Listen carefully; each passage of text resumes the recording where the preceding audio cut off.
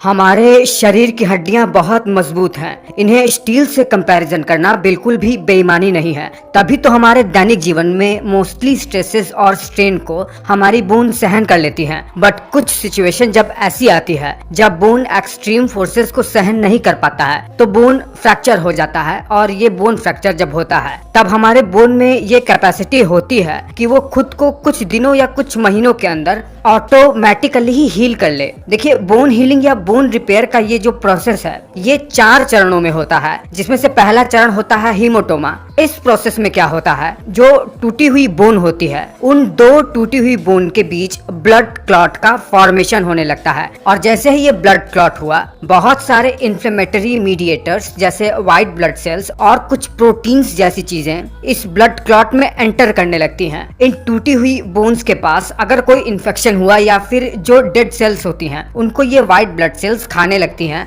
और जैसे ही inflammatory mediators इस ब्लड क्लॉट वाले एरिया में आते हैं तो वहां पर ये इन्फ्लेमेशन करने लगते हैं, यानी वहां पर सूजन होने लगता है, हल्का सा दर्द महसूस होने लगता है, जलन जैसी चीजें महसूस होने लगती है। बोन हीलिंग का दूसरा स्टेज होता है सॉफ्ट कैलस का फॉर्मेशन। दूसरे स्टेज में क्या होता है, दरअसल ये होता है कि बोन में जो ब्लड क्लॉट का फॉर्मेशन हुआ है उसके ऊपर अब फाइब्रोब्लास्ट और कॉन्ड्रोसाइट एक कनेक्टिव टिश्यू का फॉर्मेशन करने लगते हैं, जैसे कार्टिलेज का। ये एक बहुत ही मुलायम कनेक्टिव टिश्यू का फॉर्मेशन होता है। ये जो कनेक्टिव टिश्यू का फॉर्मेशन हुआ है 2 बोन्स के बीच में, ये इन 2 बोन्स के बीच में एक ब्रिज का निर्माण कर देता है एक्स्ट्रा सेल्यूलर मैट्रिक्स को रिलीज करके, जिससे अब इन 2 बोन्स को आपस में जोड़ने का जो प्रोसेस है वो अब शुरू हो जाता है। जैसे ही ये ब्रिज का फॉर्मेशन हुआ, एंजियोजेनेसिस के थ्रू इस बोन एरिया में न्यू ब्लड वेसल्स का फॉर्मेशन होने लगता है, जो यहाँ पर दोबारा से ब्लड फ्लो को मेंटेन करना शुरू कर देते हैं। जिसके बाद में बोन हीलिंग का तीसरा स्टेज चालू हो जाता है, जिसे कहते हैं हार्ट कैलस फॉर्मेशन। अब इसमें क्या होता है, इसमें ये होता है कि ब्लड वेसल्स यहाँ पर बोन के फॉर्मेशन में जो मेन सेल्स होती हैं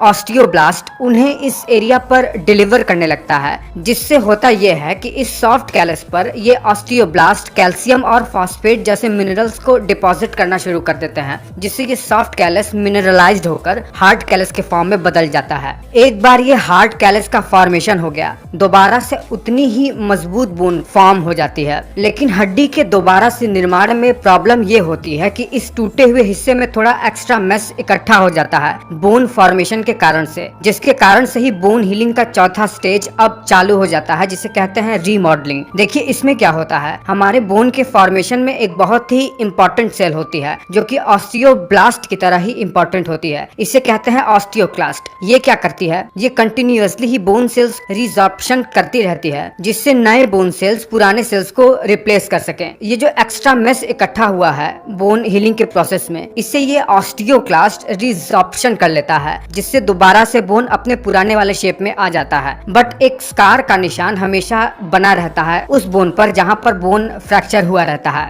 फ्रैक्चर्स जैसे लॉन्ग बोन का फ्रैक्चर्स को हील करने के लिए सर्जरी के थ्रू रॉड भी इंसर्ट करवाना पड़ता है बोन हीलिंग को सपोर्ट करने के लिए।